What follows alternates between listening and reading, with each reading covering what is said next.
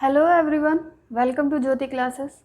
आज हम लोग सीटेट में आए हुए प्रीवियस ईयर के क्वेश्चन पेपर को सॉल्व करने वाले हैं। तो जो भी बच्चे फर्स्ट टाइम सीटेट अप्लाई किए हैं वो इस क्लास को देखें, ज़रूर देखें, क्योंकि मैंने इसमें डिटेल में समझाया है कि कैसे क्वेश्चन को सॉल्व करना है।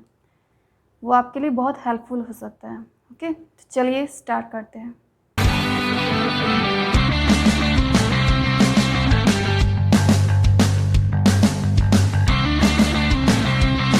पहला क्वेश्चन देखते हैं क्या कह रहा है। पहला क्वेश्चन है, यदि 7 अंकों वाली संख्या 134x58y 72 से विभाज्य है तो 2x + y का मान क्या होगा। कह रहा है 7 अंकों वाली संख्या, ये जो इतनी लंबी चौड़ी संख्या है 7 अंकों वाली, वो 72 से अगर कट जाती है, मतलब 72 से इसमें भाग देने पर हमारा शेषफल 0 आता है, पूर्णतः विभाज्य हो जाता है। तो इसका मान पूछ रहा है 2x + y का मान। चलिए, तो 72 से चेक करने के बजाय हम 72 को तोड़ लेते हैं। ठीक है, तोड़िए। 8 9 72, जितनी भी बड़ी से बड़ी संख्या हो उतने में तोड़ना फायदेमंद होता है। तो 8 और 9 भाग में तोड़ लिए हैं। ठीक, 72 को अगर 8 से ये संख्या विभाज्य हो जा रही है और 9 से भी विभाज्य हो जा रही है, तो 72 से ये जरूर विभाज्य हो जाएगी, क्योंकि 72 का ही फैक्टर है 8 और 9। ठीक है, तो हम लोग बारी बारी से पहले 8 से चेक करेंगे कि ये कट रहा है कि नहीं, फिर 9 से चेक करेंगे। तो 8 से चेक करने का तरीका क्या मैंने बताया था, मैंने पहले बता चुका है। ठीक है, चलिए, 8 से विभाज्य का तरीका है कि अंतिम की 3 संख्याएं, लास्ट की 3 संख्याएं, 3 अंक बोल लीजिए, 3 डिजिट, वो अगर 8 से कट रही है तो वो पूरी संख्या, आगे जितनी भी लंबी संख्या है वो 8 से कटेगी ही कटेगी। ठीक, या किनारे हो 000, या तो 000 होना चाहिए, या जो किनारे की संख्या है वो 8 से कट जाने वाले हो। जो भी 1 2 3 एग्जाम्पल के तौर पे लिया है, ये 8 से कटेगा नहीं, लेकिन जो भी अंतिम की 3 संख्या है वो 8 से कट जानी चाहिए। चलिए अब काटते हैं उसको। 3 अंक क्या है लास्ट का, 58y, यही तो है। अब इसको 8 से काटिए।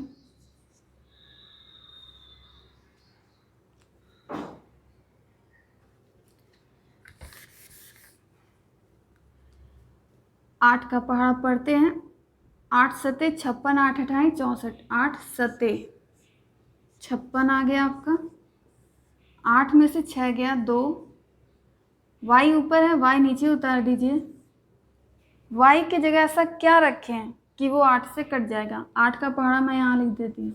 8 का 8, 8 दूनी 16, 8 त्रिक 24, 8 चौक 32। इतना डिटेल में कोई बताने वाला नहीं। ठीक, तो इसको आप अच्छे से एक बार समझ लेंगे तो आप कोई भी इस टाइप का क्वेश्चन आसानी से हल कर सकते हैं। 8, यहाँ 2 है, यहाँ क्या होना चाहिए बगल में, 8 के पहाड़े में, यहाँ आपको दिख रहा होगा दहाई का अंक 2 है, इकाई की जगह अगर हम 4 रख दें तो 24 हो जाएगा ये, और वो 8 से कट जाएगा 3 बार में, 8 त्रिक 24। ठीक है, तो y की जगह हम क्या रख दें, 4, तो 8 त्रिक 24, और ये पूरी तरह कट जाएगा। तो y की जगह क्या होना चाहिए, y की जगह होना चाहिए क्या, 4। तो इससे हम ये कह सकते हैं कि y का मान आपका आ गया है 4। ठीक है, इसको डब्बे में बंद करके रख देते हैं। अब 8 से तो चेक हो गया, अब बारी किसकी है, 9 की। 9 से कैसे चेक करते हैं, पहले वो पूरी संख्या उतारिए। 1 3 4 x 5 8 y। यहाँ पर हमको y का मान पता चल चुका है। y का मान क्या आया है अभी अभी, 4। ठीक है, सिर्फ x का मान हमें निकालना है। 9 से कैसे पता करेंगे, सारी संख्याओं को आपस में जोड़ दीजिए। ठीक, सभी को आपस में हम लोग जोड़ देते हैं, क्या आएगा, 3 1 4, 4 4 8, 8 5 13, 13 7 20, 21, 21 में 4 जोड़ेंगे आएगा 25। ठीक है, 25 और x अभी बचा हुआ है, तो x के जगह ऐसा क्या रखें कि वो 25 के साथ जुट भी जाए और जुटने के बाद जो नंबर आएगा वो किससे कटना चाहिए, 9 से। 9 से कटना ही नहीं चाहिए, पूर्णतः कटना चाहिए, यानी उसका शेषफल 0 आए, पॉइंट में ना आए। 9 का पढ़ा यहाँ लिख देते हैं। 9 का 9, 9 दूनी 18, 9 3 27, 9 4 36, आगे ज़रूरत पड़ेगी तो और भी लिख देंगे। अब 25, 25 के बगल में x का मान क्या रखें, 25, जहाँ पे दहाई का अंक 2 है, यहाँ पे दहाई का अंक कहीं दिख रहा है, यहाँ 2। 2 के बगल में क्या हो कि वो 9 से कटेगा, 7 होना चाहिए। 25 पहले से है, 25 में ऐसा क्या जोड़े कि वो 27 हो जाए, क्योंकि हमें 27 लाना है। 25 को ऐसे रहने दीजिए, x की जगह क्या रखें कि 27 आएगा, 2। ठीक है, तभी तो 25 26 27, ठीक, तब वो 9 से पूर्णतः कट जाएगा। 25 26 27, 27 कट गया आपका 9 से 3 बार में। मतलब इससे नहीं है, मतलब हमको ये है कि x की जगह क्या रखना है, ये वाला मेन पॉइंट है। ठीक है, तो x का मान क्या आया हमारा, 2, x इज इक्वल टू 2। ठीक, x का मान आया 2, y का मान आया 4, लेकिन हमें x y का मान नहीं पूछ रहा है, पूछ रहा है 2x प्लस वाई।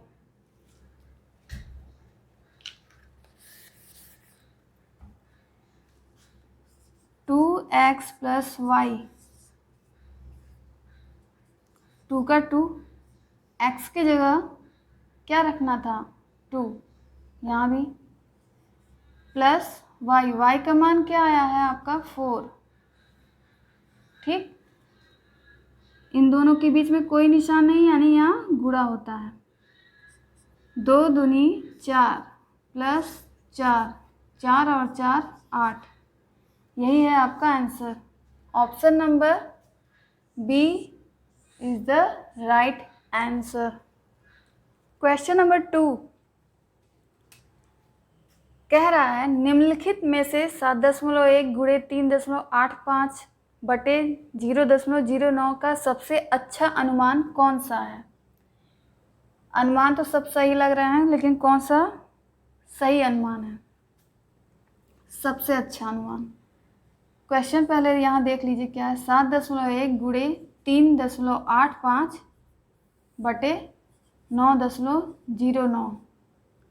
अब इसको 7 कुछ वैल्यू है तो हम इसको 7 माने या 8 माने, 3 समथिंग है तो इसको 4 माने या 3 ही रहने दें, 9 पॉइंट समथिंग है तो उसको 9 माने या 10 माने।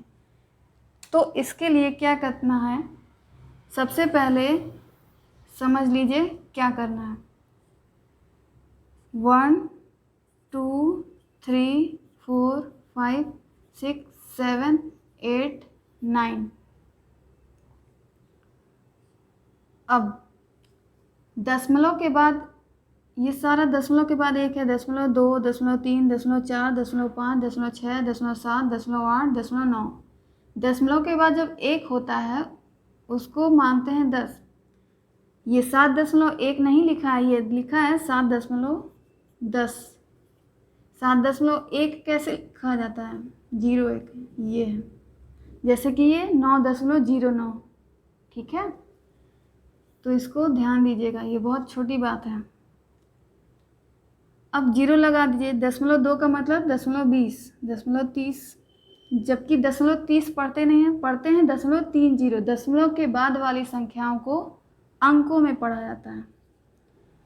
0.05, 0.06, 0.07, 0.08, 0.09,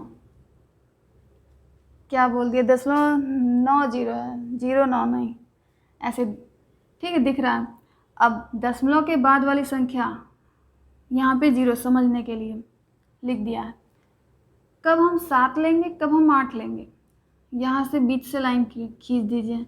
0.5 मिडिल है कि नहीं, 5 बीच की संख्या, 1 से 10 तक में 5 बीच में आता है ना। तो अगर दशमलव के बाद पहले की ये संख्या है तो वो पहले की ही संख्या लेंगे, और अगर 0.5 के बाद का है तो उसमें 1 ऐड कर देंगे। जैसे कि 7.10 है, 10 कहाँ है यहाँ, 50 से पहले ही है ना 7। मान लीजिए 7 का एग्जाम्पल ले रहे हैं, 7.10, तो ये 50 से पहले है, तो आप इसको सिर्फ और सिर्फ 7 मानिए। इस पूरे को हम लिख सकते हैं लगभग 7, क्योंकि अनुमान पूछा है, एग्जैक्ट वैल्यू नहीं पूछा है। उसके बाद 3.85 कहाँ आएगा, वो 50 से पहले आएगा कि 50 के बाद आएगा? साफ साफ दिख रहा है 50 ही है, तो 50 के बाद ही आएगा, यहाँ पे 80 और 90 के बीच में आएगा। ठीक है, तो 50 के बाद ही आएगा, 80-90 के बीच में, इसलिए इसको 4 मानना ज़्यादा सही रहेगा। ठीक, क्योंकि ये 50 से आगे की वैल्यू है 85, तो इस पूरे को हम क्या मान लें, 4। अब ये 9.09,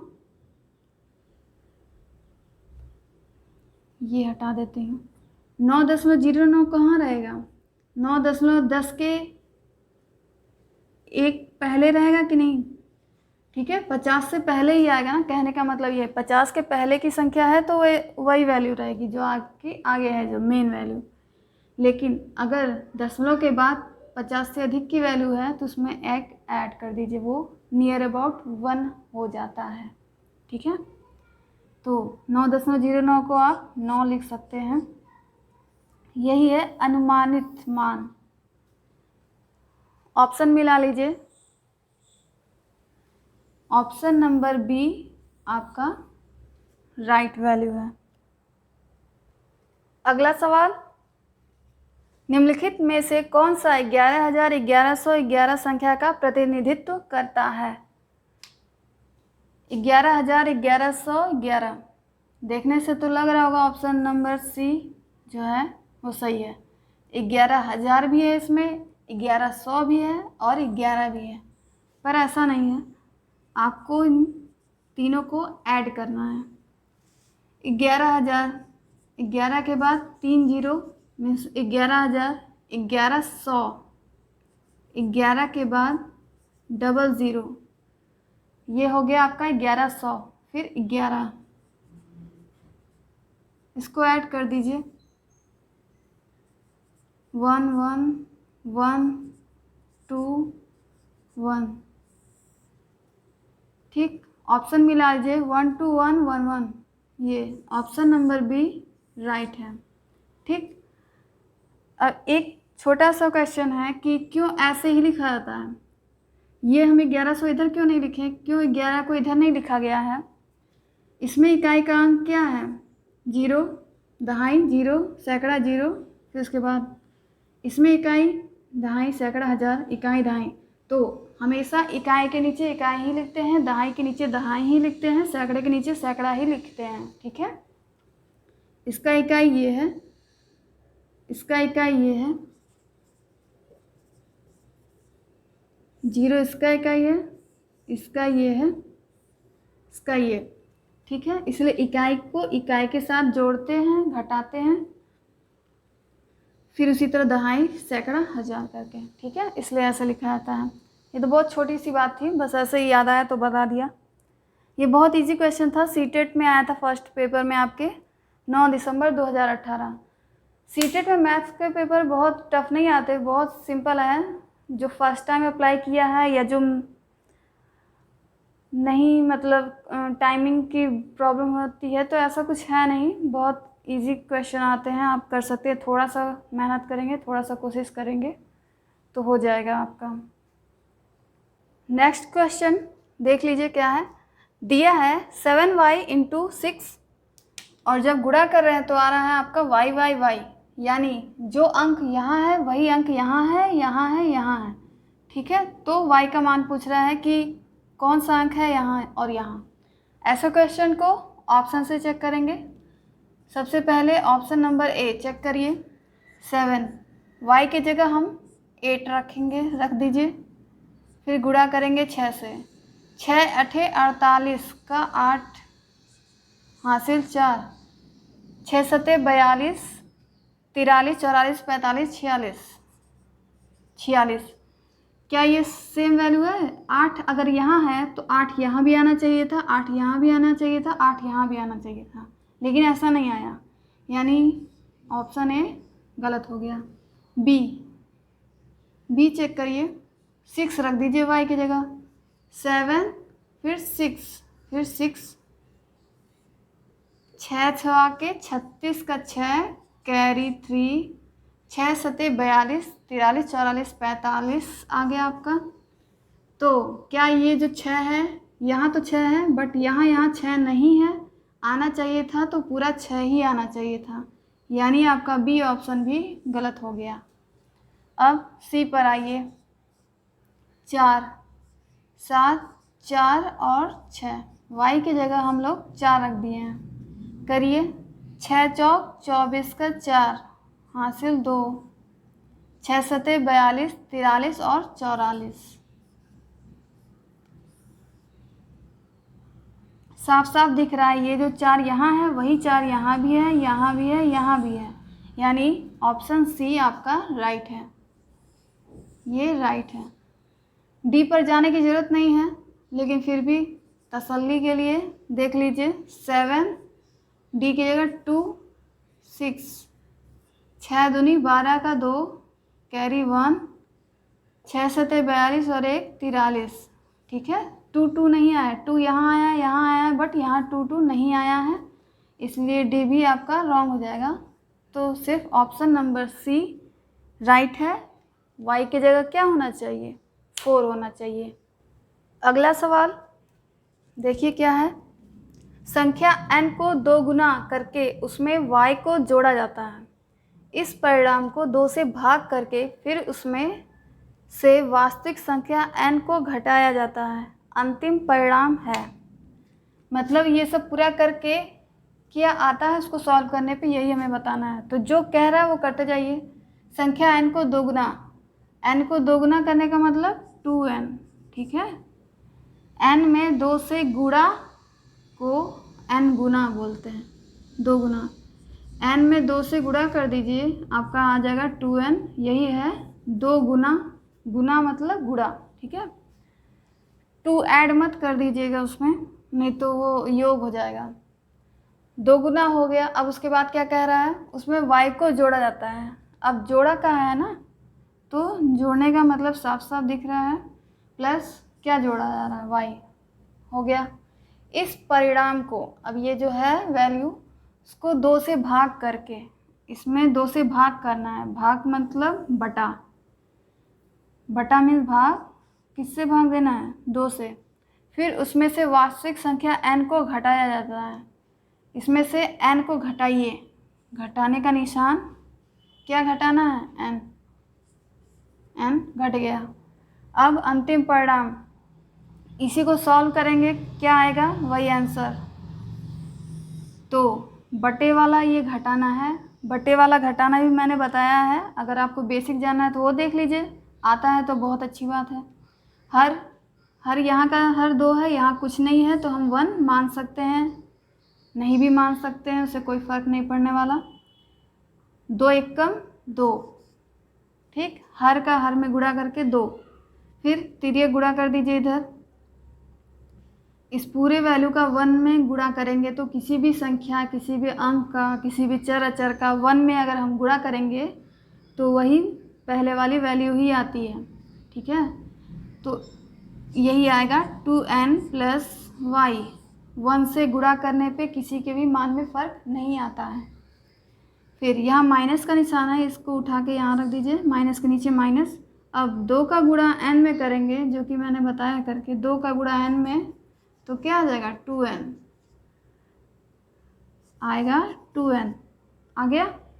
ये अंश में क्या दिख रहा है, 2n plus y minus 2n, हर में क्या है 2, अंश देखिए कुछ कट पिट रहा है, बिल्कुल कट रहा है।